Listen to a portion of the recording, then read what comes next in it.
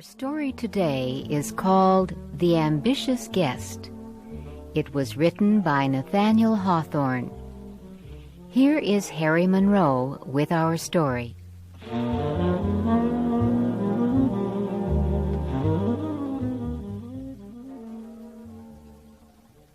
One December night, a long, long time ago, a family sat around the fireplace in their home. A golden light from the fire filled the room.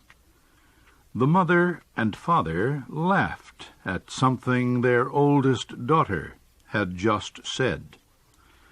The girl was 17, much older than her little brother and sister, who were only 5 and 6 years old. A very old woman, the family's grandmother, sat knitting in the warmest corner of the room, and a baby, the youngest child, smiled at the fire's light from its tiny bed. This family had found happiness in the worst place in all of New England. They had built their home high up in the White Mountains, where the wind blows violently all year long. The family lived in an especially cold and dangerous spot. Stones from the top of the mountain above their house would often roll down the mountainside and wake them in the middle of the night. No other family lived near them on the mountain, but this family was never lonely. They enjoyed each other's company and often had visitors. Their house was built near an important road that connected the White Mountains to the St. Lawrence River. People traveling through the mountains in wagons always stopped at the family's door for a drink of water and a friendly word. Lonely travelers crossing the mountains on foot would step into the house to share a hot meal. Sometimes the wind became so wild and cold that these strangers would spend the night with the family. The family offered every traveler who stopped at their home a kindness that money could not buy. On that December evening, the wind came rushing down the mountain. It seemed to stop at their house to knock at the door before it roared down into the valley. The family fell silent for a moment. But then they realized that someone really was knocking at their door. The oldest girl opened the door and found a young man standing in the dark. The old grandmother put a chair near the fireplace for him. The oldest daughter gave him a warm, shy smile, and the baby held up its little arms to him. "This fire is just what I needed," the young man said. "The wind has been blowing in my face for the last 2 hours." The father took the young man's travel bag. "Are you going to Vermont?" the older man asked. "Yes, to Burlington," the traveler replied. "I wanted to reach the valley tonight, but when I saw the light in your window, I decided to stop. I would like to sit and enjoy your fire and your company for a while." As the young man took his place by the fire, something like heavy footsteps was heard outside. It sounded as if someone was running down the side of the mountain taking enormous steps. The father looked out one of the windows. "That old mountain has thrown another stone at us again. He must have been afraid we would forget him. He sometimes shakes his head and makes us think he will come down on top of us," the father explained to the young man. "But we are old neighbors," he smiled, "and we manage to get along together pretty well. Besides, I have made a safe hiding place outside to protect us in case a slide brings the mountain down on our heads." As the father spoke, the mother prepared a hot meal for their guest. While he ate, he talked freely to the family, as if it were his own. This young man did not trust people easily. Yet on this evening, something made him share his deepest secret with these simple mountain people.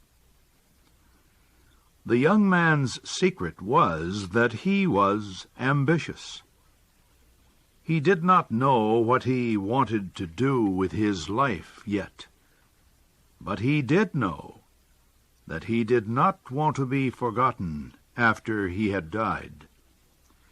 He believed that sometime during his life he would become famous and be admired by thousands of people.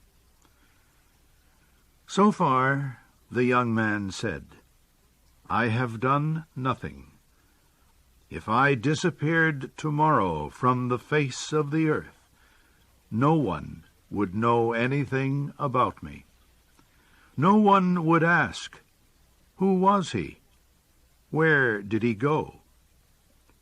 But I cannot die until I have reached my destiny. Then let death come. I will have built my monument." The young man's powerful emotions touched the family. They smiled. "You laugh at me," the young man said, taking the oldest daughter's hand. "You think my ambition is silly."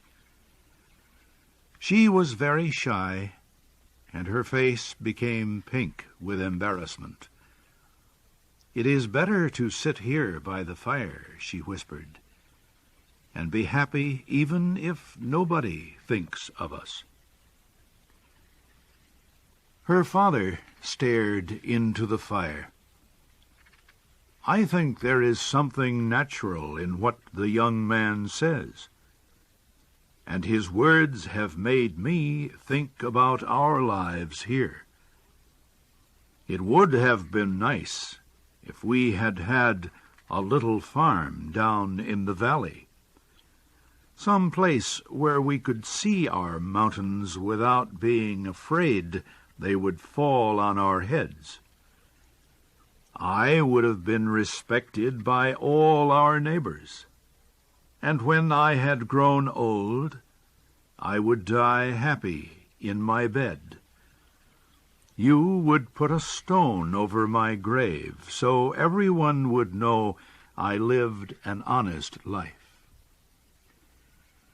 "You see," the young man cried out, "it is in our nature to want a monument. Some want only a stone on their grave. Others want to be a part of everyone's memory. But we all want to be remembered after we die." The young man threw some more wood on the fire to chase away the darkness. The firelight fell on the little group around the fireplace. The father's strong arms and the mother's gentle smile. It touched the young man's proud face and the daughter's shy one. It warmed the old grandmother, still knitting in the corner.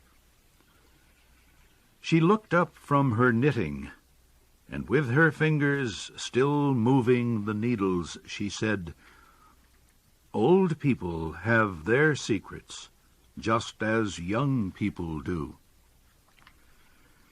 The old woman said she had made her funeral clothes some years earlier. They were the finest clothes she had made since her wedding dress. She said her secret was a fear that she would not be buried in her best clothes. The young man stared into the fire. "Old and young," he said, "we dream of graves and monuments. I wonder how sailors feel when their ship is sinking, and they know they will be buried in the wide and nameless grave that is the ocean." A sound rising like the roar of the ocean shook the house. Young and old exchanged one wild look. Then the same words burst from all their lips. "The slide! The slide!" They rushed away from the house, into the darkness, to the secret spot the father had built to protect them from the mountain slide. The whole side of the mountain came rushing toward the house like a waterfall of destruction. But just before it reached the little house, the wave of earth divided in two and went around the family's home. Everyone and everything in the path of the terrible slide was destroyed, except the little house. The next morning, smoke was seen coming from the chimney of the house on the mountain. Inside, the fire was still burning. The chairs were still drawn up in a half-circle around the fireplace. It looked as if the family had just gone out for a walk. Some people thought that a stranger had been with the family on that terrible night, but no one ever discovered who the stranger was.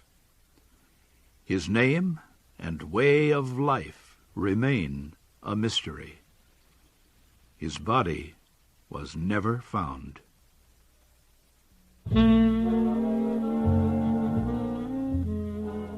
You have just heard the story, The Ambitious Guest.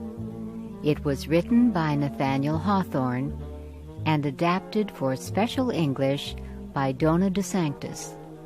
Your narrator was Harry Monroe. Our story